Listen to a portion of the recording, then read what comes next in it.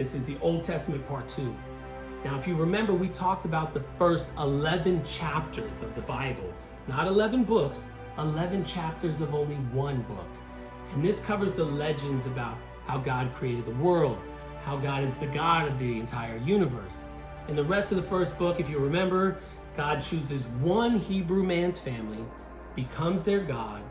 4 generations later, there's 12 kids, and these 12 kids become what we know as the 12 tribes of Israel. God chooses from these 12 tribes, or 12 lines of this family, he chooses some judges, people that are going to be leaders. But after that, the people start to want to have a king. Next thing you know, God allows them to have one. They only have 3 kings, which is the United Monarchy, before these 12 tribes start falling apart. And that's what brings us to the Divided Monarchy, which we ended on last time. Now, during the Divided Monarchy, 10 of the tribes, we're going to call them the northern tribes because they're the most north on the map.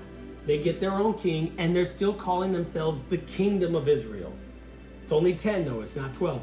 The last 2 are on the bottom on the map, and they start calling themselves the Kingdom of Judah. This is Judah. So we got Kingdom of Israel, Judah, same 12, but now they're 2 different kingdoms, okay? They've separated. And all of a sudden the Bible starts talking about the journey of these 2 different sets. Honestly, it gets a little confusing sometimes when you start to read it, because you're like, wait, the kingdom of this, the kingdom of this happened, and they're telling you the bad stuff and the good stuff. Which kings were bad, which kings were good, which ones tried to bring people back to God, which ones did their own thing. Now, this is also during the time that you start to hear a lot about prophets. Now, there's a lot of famous prophets like Jeremiah, Isaiah, Ezekiel, and these prophets, they basically speak and deliver messages to the people from God. It's not what a lot of people think. A lot of people think, prophet, fortune teller. That's not what they are. They're messengers. They're delivering a message. And if you don't listen, if you don't fix your life, if you don't follow God, you're going to have some really harsh consequences. Now, the northern 10 tribes, remember, the Kingdom of Israel, they're taken over first by the Assyrians, which has now become a big world power. Now, this is around like 721 BC. So around 2,750 years ago, those top 10 tribes, they're decimated to never return. Now, the bottom 2 tribes of Judah, they hold on a little longer, a little more than 100 years, but ultimately, they're also taken over when the Babylonians become the big world power. Now, a lot of scholars believe this is around maybe 586 BC.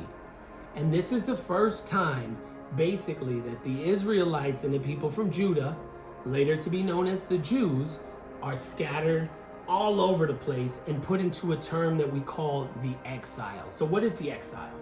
It means you've always lived in your own land. You had your own country, you lived there, you grew up there. Somebody came in, destroyed it, decimated it, and scattered you everywhere. And now you're in exile. You're no longer in your home. And this is also the first time that these groups of people are figuring out what their religion and what their culture looks like when they are scattered in other places and not living in their own country anymore. Now, this exile, it lasts almost 70 years. And it's really all about the things that the prophets warned were going to happen. Now, for 70 years, they're living under the Babylonian rule. Those are the big dudes, they're the big world power. They're making new homes, they're trying to establish themselves, and all of a sudden the Persians end up being the new world power. They take over. They allow them to return to their homeland, rebuild their temple. This is actually called the Second Temple. And this is a time period we know as the post-exilic period. Basically, it's after the exile, y'all. That's what it means. It's the post-exilic period. They build the Second Temple, and honestly, there's not much more that's written about it after that. Almost nothing after 333 BC.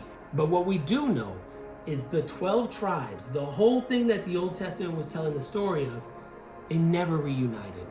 They were never strong again.